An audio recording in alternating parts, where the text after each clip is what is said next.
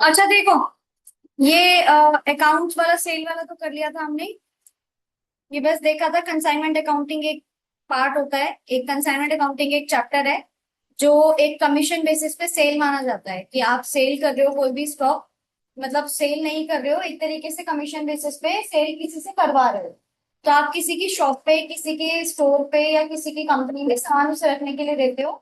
तो वो आप सामान कुछ हिसाब किताब प्रॉपर बनाते हो और उसका उससे एडवांस भी मांगते हो सामने वाले पर्सन से, और आप उसको वो स्टॉक उसको रखने की परमिशन दे देते हो। उसके बाद फिर वो स्टॉक अगर नहीं बिकता है तो फिर वो कंसाइनर का ही माना जाता है, जो मेन ऑनर होता है जिसे सामान दिया है। तो वो एक कंसाइनर होता है जो अपने खर्चे भी बेयर करेगा और कंसाइनी के खर्चे भी बेयर करेगा। दो पार्टीज होती है इसमें, कंसाइनर और कंसाइनी। सामान भेजने वाला जो सेंडर होता है वो मेन ऑनर होता है, वो कंसाइनर होता है। और जो सामान रिसीव कर रहा है, जिसको सेल करने के लिए बोला है, वो कंसाइनी होता है। वो शॉपकीपर है या वो कंपनी है जो आगे कंज्यूमर से डील करेगी। कंज्यूमर से डील कंसाइनर नहीं करेगा, कंज्यूमर से डील कंसाइनी करेगा, है ना। तो कंसाइनी अगर कोई लॉस बियर करता है उस पर्टिकुलर स्टॉक को लेकर जो कंसाइनर ने भेजा है, तो वो लॉस की भरपाई भी कंसाइनर ही पैसे देगा उसके। अगर वो कोई खर्चा करता है कैमरे का, लाइटिंग का, या गोडाउन रेंट का, या कैरेज कार्टेज वगैरह का, सामान उतरवाना चढ़ाना, ये सारे खर्चे कंसाइनर देगा, कंसाइनी अपनी जेब से नहीं देगा। तो जब पैसा मिलेगा सारा का सारा सेल का, वो भी कंसाइनर रखेगा, कंसाइनी का उसमें कोई पैसा नहीं है। लेकिन बस वो होता है कि एक कमीशन होती है उसकी, 20%, 30%, 40%। वो या तो पैसे, सारे सेल के पैसे कंसाइनर को देते वक्त कंसाइनी काट लेगा अपनी कमीशन, या वो सारे पैसे दे देगा, कंसाइनर उसको अलग से चेक भेजेगा और या ट्रांसफर करेगा कमीशन के रूप, वो जैसे मर्जी है। लेकिन सेल का पैसा सारा कंसाइनर के पास जा रहा है, उसमें से जो कमीशन है वो कंसाइनी को मिल रही है, इस तरीके का रहता है। बाकी इसमें जो कमीशन है वो दो तरीके की रहती है, वो भी बात करेंगे। लेकिन उससे पहले मतलब एक क्वेश्चन है इसका, जो अकाउंटिंग ट्रीटमेंट के हिसाब से समझ ले। और उस अकाउंटिंग ट्रीटमेंट में दो तरीके के क्वेश्चंस आते हैं। अब आते हैं इसके न्यूमेरिकल पार्ट पे। तो कंसाइनमेंट के चैप्टर के जो एग्जाम में क्वेश्चंस आते हैं वो दो टाइप से आते हैं। एक क्वेश्चन होता है, पूरा पैराग्राफ दिया होता है कि ये राज बब्बर है, यहाँ से उसने इतने पीसेस भेजे इसको, फिर ये कंसाइनर हो गया, चंडीगढ़ भेजा तो उसका नाम सतीश एंड कंपनी हो गया, वो कंसाइनी हो गया, उसने इतने खर्चे दिए, कंसाइनी ने इतने खर्चे दिए, उसने इतना ड्राफ्ट दिया, एडवांस दिया, वो सब पूरा पैराग्राफ होगा। लास्ट में बोलेगा pass the necessary journal entries. कोई अकाउंट नहीं बनाना है, जो सिचुएशन आपको ऊपर से नीचे तक लग रही है उसकी जर्नल एंट्रीज तैयार करें, सिर्फ जर्नल एंट्री हर केस की। मतलब जैसे पहले सामान सेंडर ने, कंसाइनर ने कंसाइनी को भेजा, इसकी एक जर्नल एंट्री होती है। फिर कंसाइनी ने उसे एडवांस भेजा, उसकी जर्नल एंट्री होगी। तो वो बुक्स बता देगा किसकी बुक्स में करनी है, क्योंकि जर्नल एंट्री दोनों की बुक्स में होती है, कंसाइनर की बुक्स में भी होती है, कंसाइनी की बुक्स में भी होती है। ऐसे लेजर पोस्टिंग भी दोनों की बुक्स में होती है। मतलब दोनों की बुक्स में अपना अपना तो खाता वो मेंटेन करेंगे ही ना। जैसे कंसाइनर है, कंसाइनर रिकॉर्डिंग करेगा, पूरी अकाउंटिंग मेंटेन करेगा अपने पास कि मैंने इस बंदे को इतना स्टॉक इस डेट को भेजा था, क्वांटिटी भेजी थी, फिर इस दिन इसने मुझे इस डेट को चेक भी दिया है एडवांस में, तो एडवांस रिसीट की भी एंट्री करेगा। फिर अपने खर्चे रिकॉर्ड करेगा कि मैंने सामान को भेजते वक्त इतना गोडाउन रेंट, इतना कार्टेज, इतना कैरेज, ये सब पे किया, और कंसाइनी ने इतना इतना पे किया, क्योंकि कंसाइनी के भी खर्चे हमें ही देने, कंसाइनर को ही देने। तो कंसाइनर अपने खर्चे की भी एंट्री करेगा, कंसाइनी के खर्चे की भी एंट्री करेगा। जो जो उसको क्लियर करना है वो तो वो करेगा ही करेगा। तो कंसाइनर तो ऑलमोस्ट सारी एंट्री करता है, बस वो अकाउंट सेल नहीं बनाता, बाकी सब कुछ बनाता है। सामान को भेज, कंसाइनर क्या क्या एंट्री करता है मेजर मेजर बता रही हूँ। सामान को भेजने की एंट्री करेगा जर्नल एंट्री में, और लेजर पोस्टिंग जर्नल एंट्री दोनों में। जो सामान भेजा उसकी एंट्री करेगा, जो ट्रांसफर कलेक्ट किया उसकी एंट्री करेगा, रिकॉर्ड करेगा, कंसाइनी ने जो खर्चे बताए हैं वो रिकॉर्ड करेगा, फिर जो फाइनल सेल हुई है वो भी रिकॉर्ड करेगा। सेल का जो हम कमीशन उसको देंगे, कंसाइनर देगा कंसाइनी को, वो भी रिकॉर्ड करेगा कि इतना मेरा कमीशन का खर्चा है। ठीक है, फाइनल पैसे उसने वापस भेज दिए जो सेल किए थे, उसका भी एंट्री रिकॉर्ड करेंगे। कोई लॉस हुआ, कोई आग लग गई, फायर हो गई, कोई कंसाइनी की जगह पे सामान का लॉस हो गया, वो भी रिकॉर्ड करेगा। जो सामान नहीं बिका, अनसोल्ड स्टॉक, वो वापस कर दिया कंसाइनी ने कंसाइनर को, वो उसकी भी एंट्री करेगा। तो कंसाइनर की एंट्री 13-14 एंट्री बनती है, टोटल जर्नल एंट्री मैं आपको बता रहा हूँ, टोटल इतनी बनती है। कंसाइनी की थोड़ी कम बनती है, उसकी मेरे ख्याल से 9-10 ही एंट्रीज बनती है। वो क्या करेगा, कंसाइनी सामान मैंने इतना रिसीव किया, एडवांस का मैंने इतना चेक दिया, कंसाइनी ये एंट्री करेगा। ठीक है, कंसाइनी अपने खर्चे की एंट्री एक बार बताएगा कि मुझे इससे इतने लेने।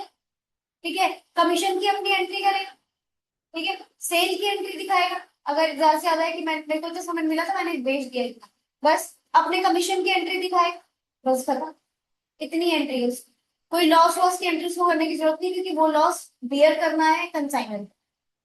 तो क्वेश्चन जो अकाउंट्स का आता है कंसाइनमेंट का पेपर में, वो दो स्टाइल में से कोई एक स्टाइल आएगा, और दोनों बराबर बराबर लेवल पे आते रहते हैं एग्जाम में, तो दोनों ही इंपॉर्टेंट है। एक स्टाइल ये है कि पूरा पैराग्राफ लिखा होगा, पूरा पैराग्राफ लिखा होगा जिस तरह से ये पैराग्राफ लिखा है, बिल्कुल ऐसे ही लिखा होता है। पूरा पैराग्राफ लिखा होगा, कोई छोटा पैराग्राफ होगा, कोई बड़ा पैराग्राफ होगा, पूरा कि इसने इससे इतना माल भेजा, ये वो करके पूरा लिखा होगा। लास्ट में बोलेगा कि pass the necessary journal entries in the books of consignment, या pass the necessary journal entries in the books of consigning. या अगर छोटा क्वेश्चन दिया होगा, छोटा पैराग्राफ, तो बोलेगा pass the necessary journal entries in both of books. Consignor के हिसाब से भी जर्नल एंट्री दिखाओ, और कंसाइनी के हिसाब से भी दिखाओ, तो एंट्री कम होगी फिर। वो टाइमिंग का ध्यान रखते हैं, जो एग्जामिनर पेपर सेट करता है वो टाइमिंग का ध्यान रखता है। अगर मान लो कि 10 एंट्री कंसाइनर की निकल रही है, तो फिर 20 नंबर का क्वेश्चन है या 15 नंबर का क्वेश्चन है, तो उसमें टाइम लग जाएगा, तो दोनों की बुक्स देगा। तो क्या करेगा, 4-5 एंट्री वाला क्वेश्चन दे देगा और बोलेगा कंसाइनर की भी एंट्री करो, कंसाइनी की भी एंट्री करो, दोनों की बुक्स में दिखाओ। तो वो ऐसे अपने अकॉर्डिंगली बात है। तो एक स्टाइल मैंने बोला कि दोनों की बुक्स में या किसी एक की बुक्स में जर्नल एंट्री करके दिखाओ इस पूरी कंडीशन पे। या तो ये क्वेश्चन आएगा, या ये क्वेश्चन आएगा कि क्रिएट या pass the necessary journal ledgers account. Journal नहीं, खाली लेजर अकाउंट की आप पोस्टिंग करके दिखाइए। तो उसमें अकाउंट बनाना होता है T format, debit credit style में 2 बाय सिस्टम बनाना होता है कि कुछ एंट्री 2 में आएगी, कुछ एंट्री बाय में आएगी। तो बोल देगा in the books of consignor create necessary ledger accounts. आपको लेजर अकाउंट बनाने पड़ते हैं, जो कि गिनती के 3 अकाउंट बनते हैं अगर कंसाइनर का केस बताना है तो, और कंसाइनी के केस में सिर्फ 2 अकाउंट होते हैं। ठीक है, तो वो अभी आएंगे कि कैसे कैसे क्या क्या बनाने हैं। सबसे पहले अकाउंट बहुत सारे नहीं बनाने होते, मैं आपको बता दूं। अकाउंट्स बनते हैं कंसाइनर की बुक्स में, 3 अकाउंट्स बनते हैं। एक कंसाइनर कौन है, जो मेन ओनर है, जो ये पूरी कंसाइनमेंट अकाउंटिंग कर रहा है। तो कंसाइनर पहला अकाउंट बनाएगा कंसाइनमेंट अकाउंट, उस पर कंसाइनमेंट का अकाउंट चल रहा है। दूसरा वो बनाएगा कंसाइनी के नाम का अकाउंट, जिसमें वो कंसाइनी की सारा रिकॉर्ड करेगा कि इससे पैसे कितने लिए एडवांस में, सामान इतना दिया है, सेल्स ने इतनी कर दी, उसके बारे में पूरा ब्यौरा होगा। और तीसरा वो बनाएगा, अगर वो प्रॉफिट एंड लॉस कुछ होता है तो P&L का अकाउंट बना, ये इसकी साइड से बनेगा। गुड्स एंड टर्म कंसाइनमेंट करके भी बनता है। और जो कंसाइनी है वो सिर्फ 2 अकाउंट बनाएगा। वो कंसाइनमेंट का अकाउंट उसको नहीं बनाना है कंसाइनी को, क्योंकि कंसाइनी कंसाइनमेंट थोड़ी कर रहा है। कंसाइनी तो कंसाइनर के कहने पे काम चला रहा है, लेकिन कंसाइनमेंट अकाउंट का कंसाइनी से कोई लिंक नहीं। तो कंसाइनी सिर्फ और सिर्फ एक का अकाउंट सेल बनाएगा, जिसमें वो सेल दिखा देगा पूरी, जो हमने अभी लास्ट क्लास में देखी थी। दूसरा जो कंसाइनी अकाउंट है वो कंसाइनर के नाम का अकाउंट बनाएगा। दोनों एक दूसरे के नाम का अकाउंट बनाते हैं, तो कंसाइनी कंसाइनर के नाम का अकाउंट बनाएगा कि मुझे इनसे इतने पैसे लेने, इतने मैंने दे दिए वगैरह वगैरह। और तीसरा अकाउंट वो बनाएगा कमीशन का, अपना खुद का, कि कमीशन मुझे कितने का मिला। जो कंसाइनी को जिस चीज से मतलब है वो अपना अकाउंट बनाएगा, कंसाइनर को जिस चीज से मतलब है वो अपना अकाउंट बनाएगा।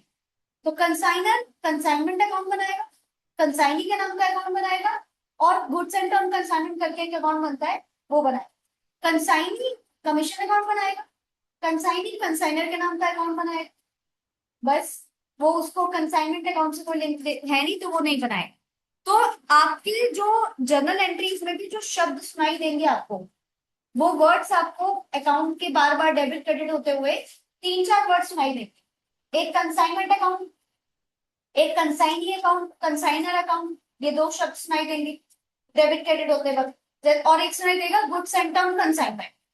जैसे आपकी एक एंट्री हो गई goods and term consignment account debit to consignment account, एक एंट्री हो गई consignment account debit to goods and term consignment account. ये शब्द अलग अलग है, ये कुछ वर्ड्स आपको सुनाई देंगे। मैं जर्नल एंट्री दिखाने से पहले आपको एक दिखा देती हूँ कि अकाउंट कितने बनते हैं टोटल। तो जो कंसाइनर है, इन दी बुक्स ऑफ कंसाइनर, कंसाइनर की बुक्स में जो अकाउंट बनेंगे, एक तो कंसाइनर जो मेन बंदा है वो अपना अकाउंट बनाएगा कंसाइनमेंट अकाउंट, जिसकी वो पूरी अकाउंटिंग कर रहा है, कंसाइनमेंट अकाउंट।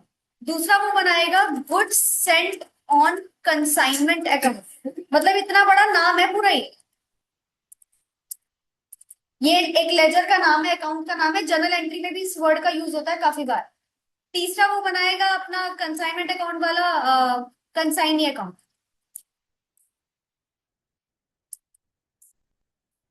कंसाइनी का अकाउंट बनाएगा। ठीक है, और इन द बुक्स ऑफ कंसाइनी, जो कंसाइनी होगा वो क्या करेगा, कंसाइनी एक तो अकाउंट बनाएगा कंसाइनर का, ठीक है, का अकाउंट बनाएगा, उसको दूसरी पार्टी के नाम का अकाउंट बनाना है। एक अपना कमीशन का अकाउंट बनाएगा, जो उसकी कमीशन बनी, बस। और एक अपना अगर ज्यादा से ज्यादा अकाउंट सेल बना देगा। अकाउंट ये 2 ही बनेगा, ये अकाउंट सेल तो बस एक स्टेटमेंट होती है, तो ये जो शब्द आप देख रहे हो, consignment account, goods sent on consignment account, consignee account, consignor, commission, ये वर्ड आपको सुनाई और दिखाई देंगे अकाउंटिंग के अंदर। साथ में एक बैंक अकाउंट दिखाई देगा। इसे अकाउंटिंग ट्रीटमेंट कहते हैं। जो भी आप जर्नल एंट्री वाला क्वेश्चन देख रहे हो, तो मतलब हम क्वेश्चन नहीं देख रहे, जर्नल एंट्री समझ रहे हैं। तो क्वेश्चन दो तरह के आते हैं, जर्नल एंट्रीज बनाओ या लेजर पोस्टिंग करो। छोटा क्वेश्चन होगा तो जर्नल लेजर दोनों बनाने के लिए बोल देगा। बड़ा क्वेश्चन होगा तो जर्नल या लेजर में से कोई एक ही पार्ट बोलेगा। और दोनों ही 15-15, 20-20 नंबर में आएंगे क्वेश्चन। ये चैप्टर क्या है, आपकी ग्रेजुएशन डिग्री में नया कॉन्सेप्ट है। Consignment account, joint venture account, branch account अभी आप पढ़ोगे आगे चल के, और एक पढ़ोगे आप हायर परचेज। ये कॉन्सेप्ट चार जो चैप्टर है वो हमारे ग्रेजुएशन में पहली बार आते हैं। 11th-12th की सिलेबस में नहीं होता है, लेकिन इससे पहले जो आपने देखा वो सारा 11th-12th में होता है। बीआरएस देखा आपने, बैंक रिकंसिलिएशन 11th-12th का सिलेबस है। Rectification of error, journal ledgers बनाना, final account, trial balance, balance sheet बनाना, डेप्रिसिएशन बनाना, सब 11th-12th में आता है, बच्चों के स्कूल्स में आता है। ठीक है, कॉमर्स वालों के। तो वो तो इसमें डाला ही डाला है। साथ में ये चार ऐसे नए चैप्टर्स डाल दिए जो 11th-12th में स्कूल्स में कभी नहीं पढ़ाए जाते। जो बीकॉम ज्वाइन करते हैं, जो बीबीए ज्वाइन करते हैं, या जो बीसीए ज्वाइन करते हैं, उनके फर्स्ट या सेकेंड ईयर में अकाउंट्स का ये कॉन्सेप्ट डाल देते हैं, जिसमें ये चार चैप्टर आते हैं। तो ये चार चैप्टर ग्रेजुएशन के हिसाब से नए माने गए। तो जो एग्जामिनर पेपर सेट करते हैं उसमें इन चारों को जरूर डालते हैं। बाकियों में से वो पैरेलली करते रहेंगे, किसी को डालना है किसी को नहीं करना है, ऑल्टरनेटिव। लेकिन एग्जाम में ये हर बार आता है, जैसे कंसाइनमेंट अकाउंट का क्वेश्चन, ये हर एग्जाम में आता है। जून में भी आ रहा है, दिसंबर में भी आ रहा है, फिर अगले साल जून में आ रहा है, फिर अगले साल दिसंबर में आ रहा है, बार बार आता है। तो ये इंपॉर्टेंट पार्ट है थोड़ा सा। ठीक है, तो कंसाइनमेंट अकाउंट का पहले हम देखेंगे अकाउंटिंग ट्रीटमेंट, मतलब जर्नल एंट्रीज। तो आप लिखिए, हेडिंग बनाइए, journal entries in the books of consignor. जल्दी जल्दी लिखिए थोड़ा, journal entries in the books of consignor.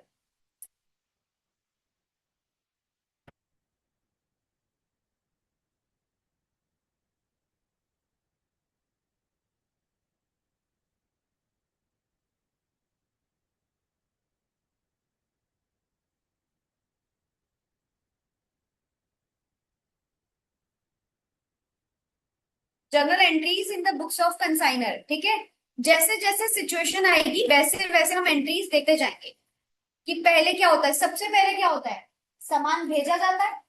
सबसे पहले एडवांस भी नहीं आता है, सबसे फर्स्ट एंट्री होती है सामान भेजने की। कंसाइनर जो है उसने डिसाइड किया और चूज किया कि किस दुकान वाले को वो सामान रखने के लिए देगा, बातचीत करके आ गया होगा। तो सबसे पहली एंट्री क्या होगी, सामान को भेजने की, है ना। तो सबसे पहले फर्स्ट एंट्री बना लिया आपने। इसमें पहला नंबर लिखिए, लिखिए point number 1, goods dispatched to consignee, goods dispatched to consignee। Consignee को आपने सामान भेजा है, इसकी जगह ये भी लिखा हो सकता है एग्जाम में कि गुड्स सेंट टू कंसाइन, एक ही बात है। ठीक है, इसकी एंट्री क्या होगी, सामान आपने सामने वाली पार्टी को भेजा है, तो कंसाइनर एंट्री कर रहा है। अभी आपको दिमाग में रखना है कि ये एंट्री कंसाइनर कर रहा है, तो कंसाइनर भेजने की एंट्री कर रहा है, गुड्स रिसीव की एंट्री नहीं कर रहा है। गुड्स रिसीव की तो कंसाइन ही करेगा आगे चल के, अभी जब पढ़ेंगे तो इसकी एंट्री होगी, डेबिट क्रेडिट लिखिए, consignment account debit to goods sent on consignment account. ये एज इट इज एंट्री लिख लीजिए, कंसाइनमेंट अकाउंट डेबिट टू, नीचे वाली लाइन में, to goods sent on consignment account.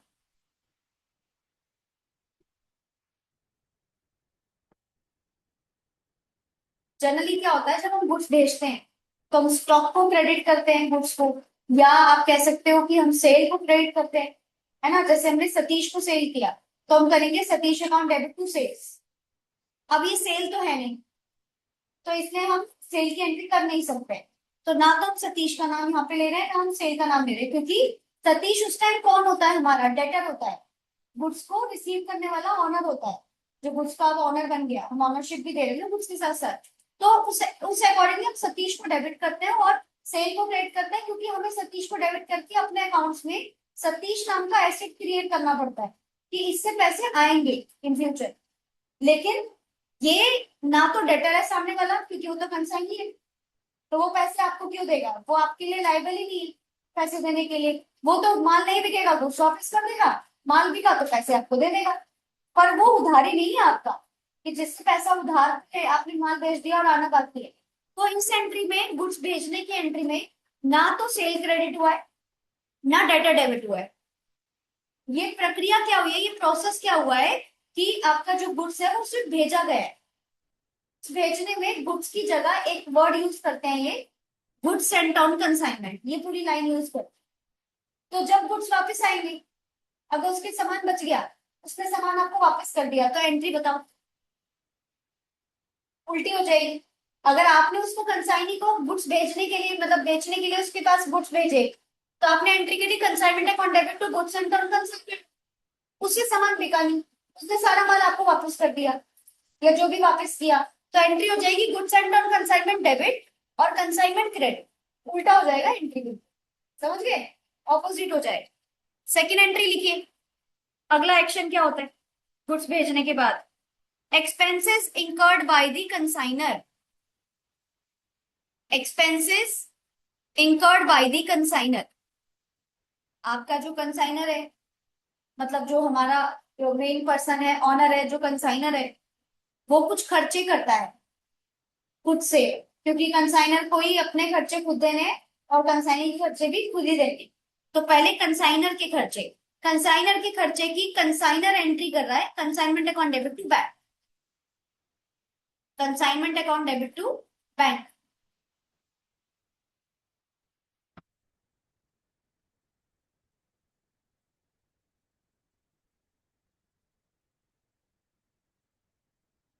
ठीक है। जब वो अपने खर्चे रिकॉर्ड करेगा कंसाइनर खुद के, तो अपने खर्चे को वो बैंक से क्रेडिट करेगा, क्योंकि अपने खर्चे तो उसने हाथों हाथ दे दिए,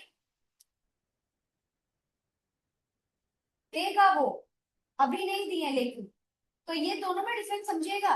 हमने, जैसे हम कंसाइनर है, हमने कंसाइनी को बोला गोडाउन का रेंट आप पे करो, कैमरे का खर्चा आप पे करो, सेल्समैन की सैलरी आप पे करो, फ्रेट कार्टेज, सामान उतरवाना चढ़वाना सब आप पे करो।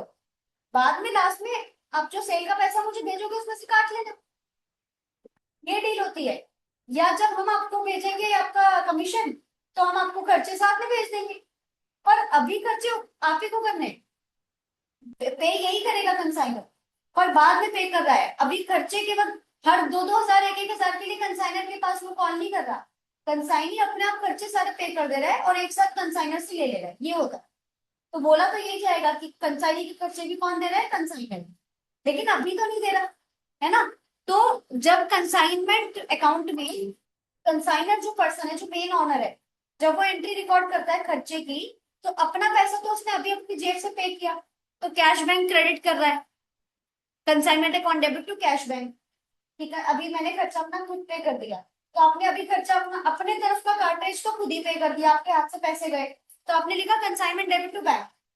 जो कंसाइनी ने आपको कॉल करके मैसेज करके अपडेट किया कि मैंने खर्चा पे कर दिया है, तो वो तो आपके बैंक से नहीं निकले अभी, वो तो अभी कंसाइनी ही पे कर रहा है। तो आप उसकी एंट्री करेंगे कंसाइनमेंट डेबिट टू कंसाइन। तो आप अभी साथ साथ वो एंट्री भी लिख लीजिए। लिखिए तीसरी entry, expenses incurred by the consignee. जैसे कंसाइनर के खर्चे लिखे हैं, तीसरी एंट्री लिखो expenses incurred by the consignee. Expenses incurred by the consignee. उसमें लिख दो consignment account debit, same account debit लिखो, consignment account debit to consignee account. उसके नाम पे चढ़ेंगे खर्चे हमारे बुक्स में।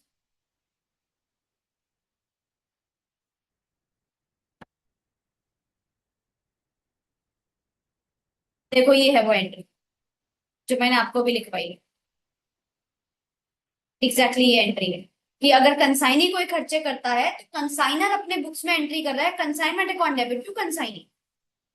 ठीक है, क्योंकि वो खर्चे वो उसके नाम से एडजस्ट करेगा, तो जितने भी उसके क्रेडिट कार्ड में नेम होंगे, मतलब मुझे उसको उतना पैसा देना है, इसलिए। तो हम अभी सिर्फ, अगर हम कंसाइनर है, तो अपने खर्चे तो हमने इमीडिएट अपने कैश बैंक से पे किए, तो हम कंसाइनमेंट डेबिट करके कैश बैंक क्रेडिट कर रहे हैं। लेकिन कंसाइनी के खर्चे कंसाइनी ने पे किया, जो उसका हम पैसा उसे बाद में देंगे, तो हम उसे कंसाइनमेंट अकाउंट डेबिट करके जो कंसाइनी अकाउंट है उसमें चढ़ा। जैसे ये 2 एंट्री हो गई और 3 एंट्री हो गई, चौथी लिखिए, फोर्थ एंट्री,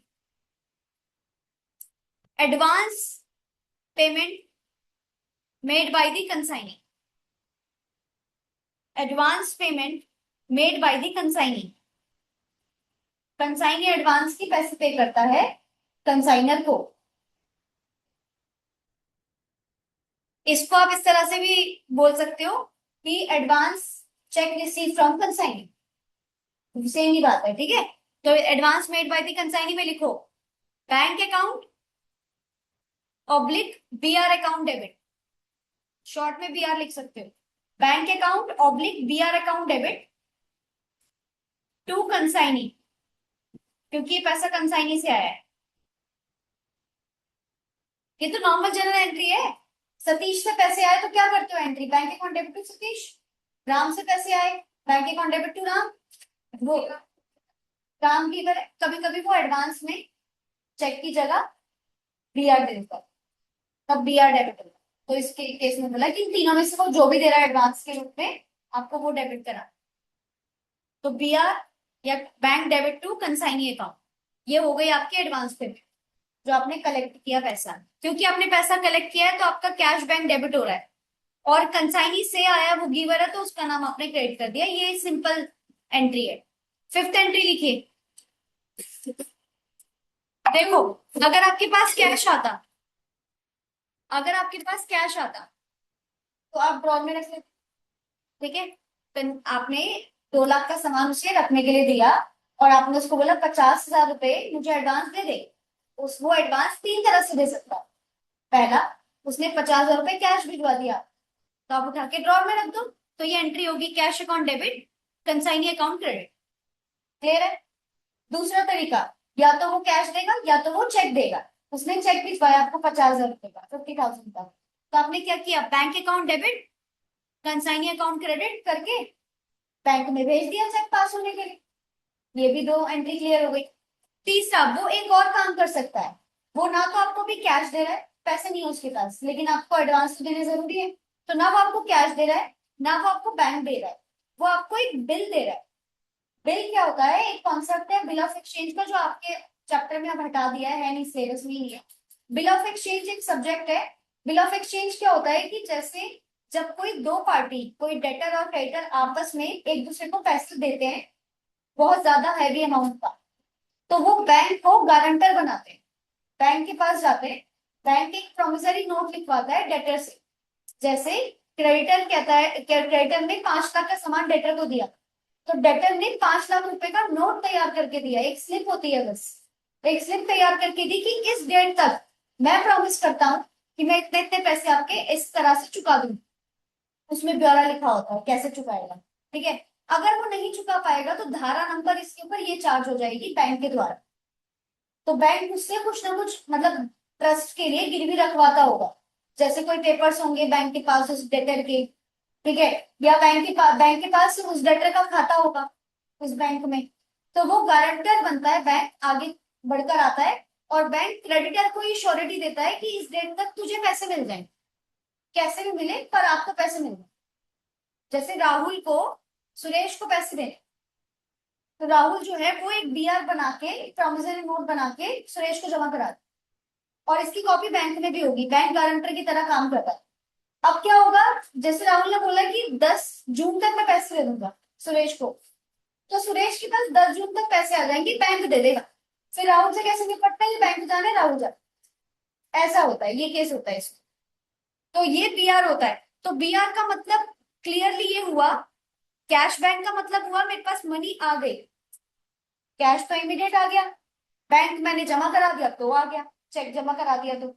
बीआर का मतलब होता है इमीडिएट पैसे नहीं आया, एक प्रॉमिस के रूप में आया है, चिट्ठी के रूप में, कि इस डेट तक पैसा आ जाएगा आपके पास, तो आपने बीआर रिसीव किया। बीआर पे 5 दिन बाद, 10 दिन बाद, 1 महीने बाद, 2 महीने बाद की डेट होगी उसे कैश या रिडीम कराने के लिए, ठीक है। तो जब कैश और बैंक आपके पास आया तब तो वो हाथों हाथ पैसे आ गए, लेकिन बीआर अभी आया तो हाथों हाथ पैसे नहीं आया। तो अगर बीआर आया एक एंट्री फिर और बढ़ेगी, उस बीआर को बैंक से डिस्काउंट करा। समझे वाली बात? कैश और बैंक अगर आपके पास आया, चेक आया या नोट आए, तो उसकी यही एंट्री खत्म हो गई, यही हिसाब किताब खत्म हो गया इस एंट्री को लेकर कि कंसाइनी ने एडवांस का 50,000 रुपए का चेक दिया, हमने बैंक में जमा कराया, सिंपल तरह से वो बैंक में आ गया पैसा। कैश आया तो ड्रॉ में रख ली। लेकिन अगर वो नोट आया, बीआर बन के आया, तो पैसे अभी नहीं आए, उसने मुझे 5 दिन बाद की डेट दे रखी, तो 5 दिन बाद जाके पैसे निकलवाओगे ना बैंक से उस बीआर को दिखा के, तो 5 दिन बाद की एक और एंट्री बढ़ गई ना बीआर को लेके। तो वो है अगली एंट्री, लिखो पांचवी entry, bill received from the consignee discounted with the bank. ये एंट्री एक और बढ़ गई आपकी। अगर बीआर आएगा तो आप उसे बैंक में जाके रिडीम कराओगे, रिडीम मतलब अपने पैसे निकलवाओगे, तो उसे डिस्काउंट कराना कहते हैं। वो एक्चुअली क्या होता है, टाइम से पहले उसे डिस्काउंट कराना कहते हैं। जैसे 5 दिन बाद की डेट थी, आपको आज ही पैसा चाहिए, तो आप बैंक के पास जाके रिक्वेस्ट करोगे कि इस बीआर को दिखा के कि मुझे ये पैसे आज ही चाहिए, तो बैंक कहता है मैं 5% काट के दूंगा आपको, मंजूर है तो कर लो। तो इसे कहते हैं डिस्काउंट करा। तो हम क्या कहते हैं, 5% छोड़ देते हैं, ये 5% बैंक की कमाई होती है कि राहुल ने सुरेश को देने थे पैसे, तो राहुल से बैंक उतना ही लेगा जितने उस नोट में लिखे हैं। सुरेश ने उस डेट से पहले निकलवा लिया, तो 5% जो बच गया वो बैंक की अपनी कमाई हुई, बैंक की इनकम है। सुरेश के पास नहीं छोड़ेंगे, वो राहुल के पास नहीं छोड़ेंगे, राहुल से तो पूरे लेंगे। ठीक है, तो bill received from consignee discounted with the bank, यानी बैंक से आपने पैसे निकाल लिए। तो एंट्री क्या होगी, पैसा इसमें आ रहा है या जा रहा है? आ रहा है, तो बैंक अकाउंट तो डेबिट होगा।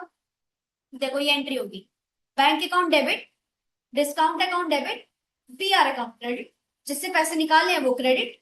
लिखो, bank account debit, discount account debit, discount allowed है ये, तो खाली डिस्काउंट ही लिख लो।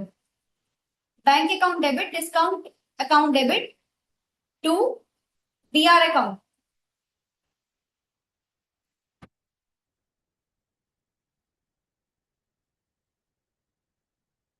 सामने 95% आ जाएगा बैंक के सामने, और 100% आ जाएगा बीआर के सामने, ऐसे।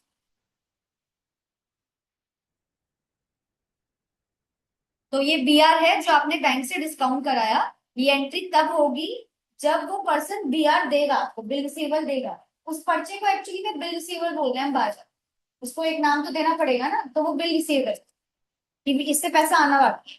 अगर उसने बिल रिसीवर नहीं दिया तो ये एंट्री माइनस हो गई, उस क्वेश्चन में ये एंट्री नहीं आएगी क्योंकि डिस्काउंट कराने की नीड ही नहीं पड़ेगी आपको। ये हो गया। नेक्स्ट एंट्री लिखिए, सिक्स्थ एंट्री। सिक्स्थ एंट्री आप लिखो, sale made by the consignee. Sale made by the consignee, consignee को अपने माल बेचने के लिए दिया था, उसने बेच दिया। Sales made by the consignee.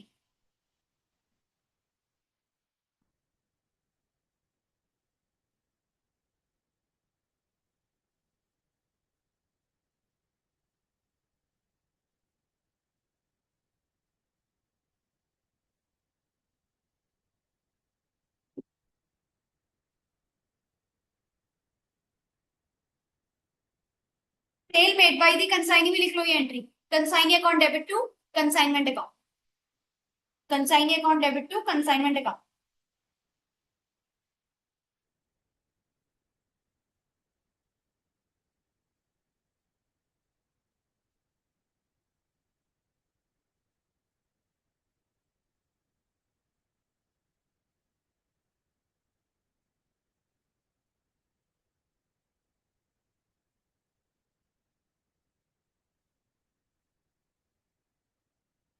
Consignee, consignee ने सेल करवा दी, तो हम उसकी एंट्री रिकॉर्ड करेंगे क्योंकि हमारा ही सामान बेचा है ना उसने। पर हम क्या करेंगे, कंसाइनी के नाम से एंट्री करेंगे, यानी consignee account debit to consignment account. Sale की मतलब अगर हमने खर्चा किया है इसमें, जैसे फ्रेट आपने पे किया है, इस चैप्टर की खास बात बता रही हूँ मैं आपको कि अगर आपने फ्रेट चार्जेस पे किए, तो हमने सीखा क्या है अपने पास्ट अकाउंट्स में, हमने शुरू शुरू में इनिशियल डेज में कि जब हम सैलरी पे करते हैं तो सैलरी डेबिट बैंक क्रेडिट करते हैं, जब कार्टेज पे करते हैं तो cartage account debit cash account credit करते हैं या बैंक अकाउंट क्रेडिट करते हैं। जब हम कोई सेल करते हैं तो सेल क्रेडिट करते हैं, परचेज करते हैं तो परचेज डेबिट करते हैं। यहाँ पे शब्दों के हिसाब से है ही नहीं, यहाँ पे जो भी वर्ड आएगा कंसाइनमेंट ही नाम आएगा उसका। बार बार यही अकाउंट है जो इनकम होने पर क्रेडिट हो जा रहा है, एक्सपेंस होने पर डेबिट हो जा रहा है। जैसे जो भी खर्चे करोगे आप कंसाइनमेंट डेबिट, जो भी इनकम रिकॉर्ड करोगे कंसाइनमेंट क्रेडिट। कंसाइनमेंट की डेबिट क्रेडिट होगा। फ्रेट कार्टेज इनसे मतलब नहीं है, गोडाउन का रेंट पे किया consignment account debit to bank. Consignee ने गोडाउन का रेंट पे किया तो consignment account debit to consign.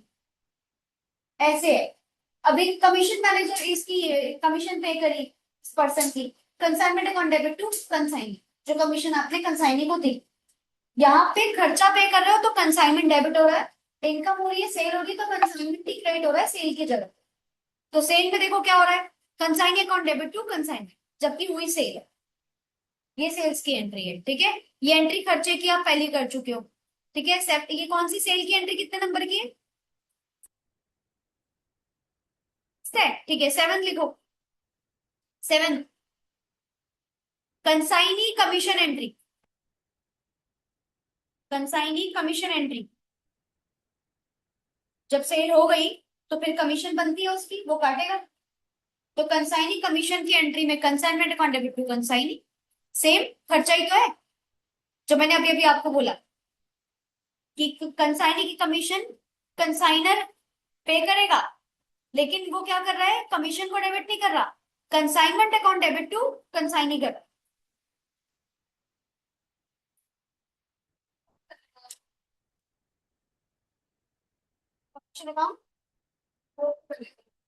वो कंसाइनी बनाए, कंसाइनी की हुई ना कमीशन, तो वो तो अपने लाइन में कमीशन लिखेगा कि जिसको कमीशन मिला वो अपने पीएनएल में दिखाएगा कि इन पार्टी का हमने ये बंदोबस्त करा के हमको फाइनल क्या पड़ा, कमीशन पड़ा। क्योंकि वो कंसाइनमेंट के नाम भी रिकॉर्ड करता है ना, कंसाइनमेंट का जो वर्ड रिकॉर्ड करता है वो कंसाइनर रिकॉर्ड करता है। तो ये शब्द कंसाइनर का है। तो जब भी कंसाइनर अपनी बुक्स में रिकॉर्ड कर रहा है खर्चे की कभी भी, तो कंसाइनमेंट डेबिट कर रहा है, इनकम की तो कंसाइनमेंट क्रेडिट कर रहा है, ऐसा। 8th एंट्री लिखो, goods return bye the consignee. अब जो गुड्स बचे वो वापस करेगा, तो goods return bye the consignee.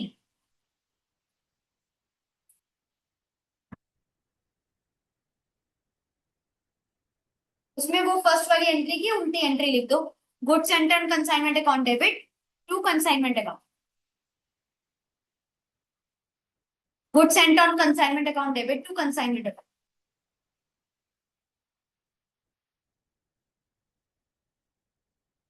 Narration अभी लिखनी ही है, लेकिन बस ऐसे पढ़ते जाना कि जो केस हो रहा है वही आपको नरेशन में लिखना होता है, वो इतना इंपॉर्टेंट नहीं है, बस आपको जितना समझ आए डींग लगा करके आप अपनी एक लाइन लिख।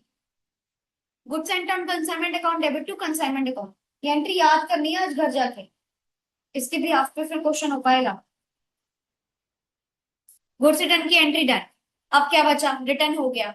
अब होता है एक नई कहानी होती है बैड डेब्ट की। बैड डेब्ट इंकर्ड हो सकते हैं कल को। बैड डेब्ट क्या होता है कि मतलब कंसाइनी को हमने सामान बेचने बेचने के लिए कहा था, हमने उसको उधार भी अलाउ कर दिया था कि चल तू उधार पे भी बेच दो।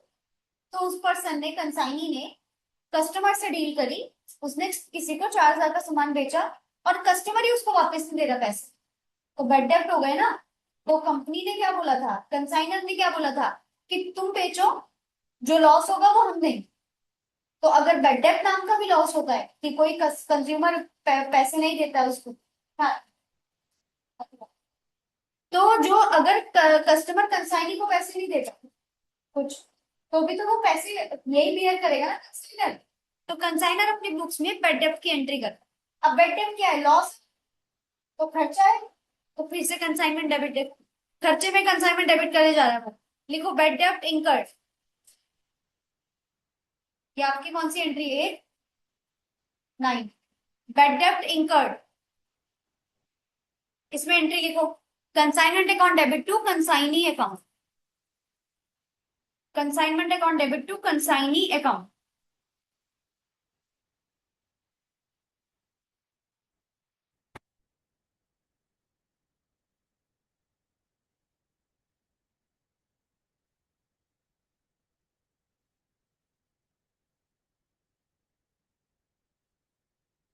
ये एंट्री याद कर लो, मैं आपको बता दूं, ये एंट्री सेम रिपीट हो रही है। जब कंसाइनर कमीशन की एंट्री कर रहा है, कंसाइनी की, कंसाइनी को कमीशन देने की एंट्री कर रहा है, consignment debit to consign. Consignee के खर्चे की एंट्री कर रहा है, consignment debit to consignee. Bad डेब्ट की एंट्री कर रहा है, कंसाइनमेंट डेबिट टू कंसाइन। ये तीनों जगह पे एंट्री सेम रिपीट होती है। तो आप इसे याद कर सकते हो कि 3 जगह पे सेम एंट्री रिपीट हो रही है, कौन कौन सी जगह पे। अच्छा, नेक्स्ट लिखो। 10th entry, remittance bye the consignee in full settlement.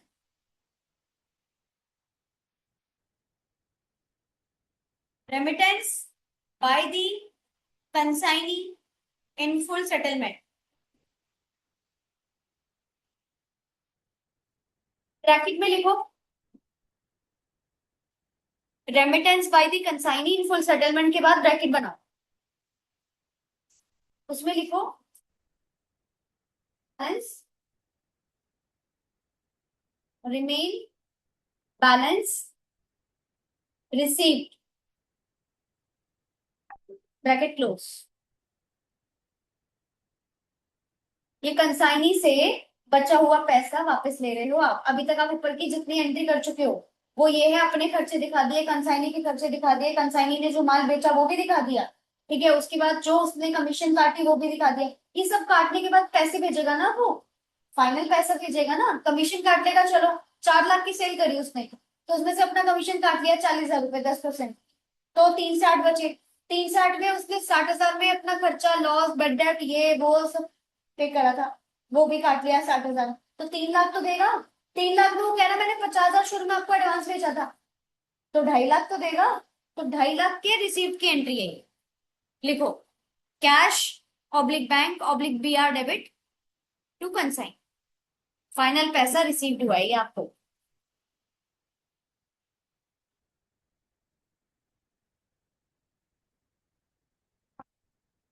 मैंने कलेक्ट किया है इस। कितनी हो गई एंट्री? 10 हुई है अभी। 11वीं लिखो।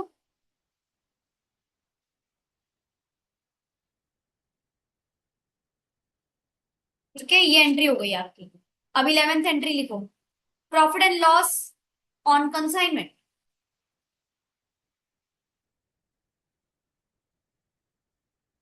कंसाइनी से जो ट्रीटमेंट था, लेन देन था, वो वाली एंट्री खत्म।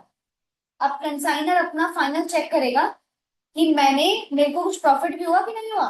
मान लो मैंने सिर्फ 4 लाख का सामान बेचने के लिए बोला था, तो उसमें से उसने एडवांस मुझे भेजा था, वो भी चलो काट लिया, पर उसमें से उसकी कमीशन लगी, मेरे खर्चे लगे, कंसाइनी के खर्चे लगे, कट कट आके पता लगा कि जितना माल बेचने के लिए लगा था उतने तो सब भी खर्चे ही हो गया। तो फिर हमारा कंसाइनमेंट चलाने का मतलब ही क्या है, अगर हमें प्रॉफिट नहीं हो रहा तो। हमें प्रॉफिट भी चाहिए, चाहे थोड़ा कम ही चाहिए, लेकिन प्रॉफिट चाहिए। कंसाइनमेंट अकाउंट अगर कोई करता है तो उसको प्रॉफिट कम होता है, क्योंकि कंसाइनमेंट अकाउंटिंग की जाती है अपनी प्रमोशन के लिए। जैसे मैंने आपको चाय पत्ती वाला एग्जांपल दिया था, कि उसकी चाय पत्ती नए पैकेट की है, या उसका सर्फ एक्सेल सर्फ नए पैकेट का है, नई कंपनी है, वो ब्रांड कस्टमर तक पहुंचा नहीं है, जबकि कस्टमर को वो चाय पत्ती रेगुलर यूज करने की आदत है, जो वो यूज करता है। कि कोई टाटा टी, कोई गोल्ड, कोई अग्नि, कोई कोई भी यूज करता है, तो उनको पता है कि वो उसके अलावा कोई चाय और दूसरी नहीं पियेंगे। लेकिन आपने टी पैकेट नया बनाया है, ये टेस्ट तक लगना जरूरी है लोगों तक। तो अभी आप अपने थोड़े से कम प्रॉफिट पे भी सामान बेचने के लिए तैयार हो जाओ। जैसे ही आपको एक बारी कस्टमर की डिमांड में आपका आ जाएगा प्रोडक्ट, तो फिर आप अपनी दुकान डालते हो, अपना स्टोर खुलवाते हो। ये इसलिए किया जाता है कि प्रमोशन हो सके हमारे ब्रांड का। तो प्रॉफिट एंड लॉस निकालेगा फिर कंसाइनर, कि भाई मुझे प्रॉफिट हुआ, लॉस हुआ। प्रॉफिट लॉस कैसे निकलेगा?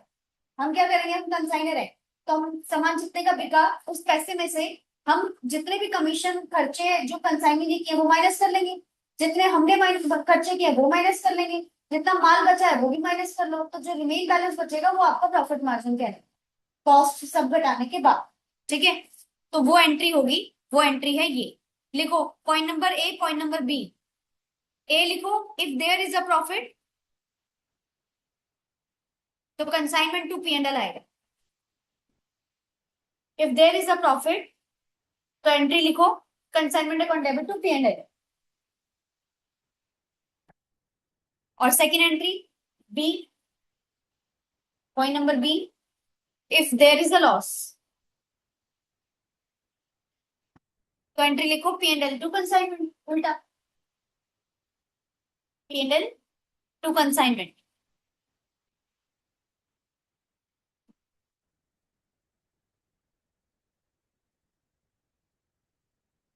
अगर लॉस होगा तो पी एंड एल के टू में आएगी ना entry, profit and loss account में टू में हम खर्चे लिखते हैं ना सारे।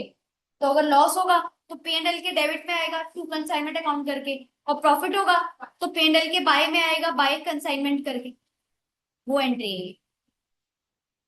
नेक्स्ट एंट्री लिखो, closing entry for goods sent on consignment. ये फाइनल एंट्री है आपकी।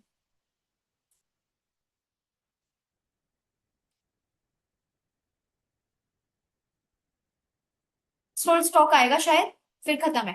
Closing entry for goods sent on consignment.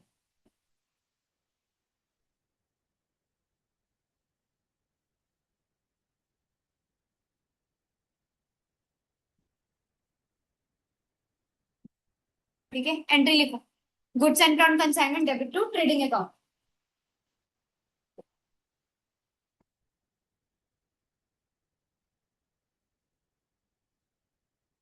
Saint on consignment account debit to trading account.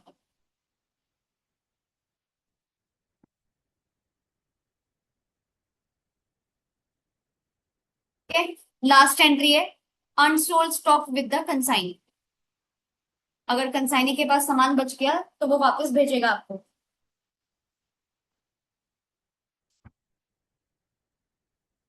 Unsold stock with the consignee. ठीक है, इसकी भी entry लिख लो, consignment stock account debit to consignment account.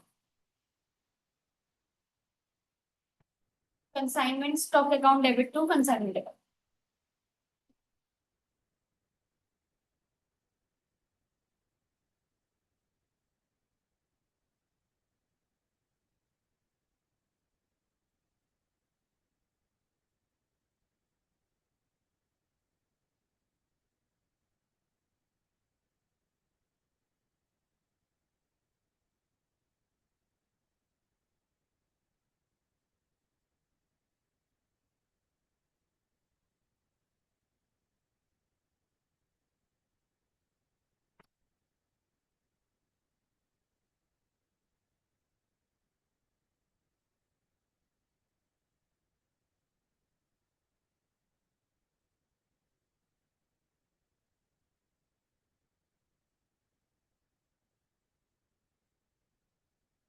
ठीक है, तो ये लास्ट एंट्री थी, इसके बाद आपका कंसाइनमेंट अकाउंट इसके लिए खत्म हो जाता है। बल्कि जो कंसाइनर अपनी बुक्स में रिकॉर्ड करता है वो खत्म हो गया। तो मतलब हमें समझ में आया कि कंसाइनर अकाउंट, कंसाइनर पर्सन अपने कौन से अकाउंट बनाता है। एक कंसाइनमेंट का अकाउंट बनाएगा जिसकी बार बार डेबिट क्रेडिट में चर्चा हो रही है। एक goods and on consignment account बनाएगा वो, ऐसा होता है कंसाइनमेंट अकाउंट। ठीक है, गुड्स एंड ऑन कंसाइनमेंट बनाएगा, उसकी भी बार बार चर्चा हुई है। ठीक है, और तीसरा अकाउंट बनाएगा वो कंसाइनी के नाम। बस ये तीन ही अकाउंट बनाता है जो कंसाइनर होता है। अब ये एंट्री आपको याद हो जानी चाहिए घर जाके, लर्न करके इस एंट्री को। मैं इस तरीके का क्वेश्चन का आपको फोटो भेजती हूँ, इस तरीके के क्वेश्चन का फोटो भेजती हूँ। एंट्री समझ में आ गई आपको। अब एंट्री में ये जो जो लाइंस लिखी है उसके हिसाब से जनरल एंट्री 1 2 3 4 करके, इस जनरल एंट्री के हिसाब से सिचुएशन देख के अब वो एंट्री करके लेके आ। जनरल एंट्री हो जाएंगी, ट्राई करना एक बार, बन जाएगी। नहीं तो फिर क्लास में तो करना ही। हेलो, जी मैम। ठीक है।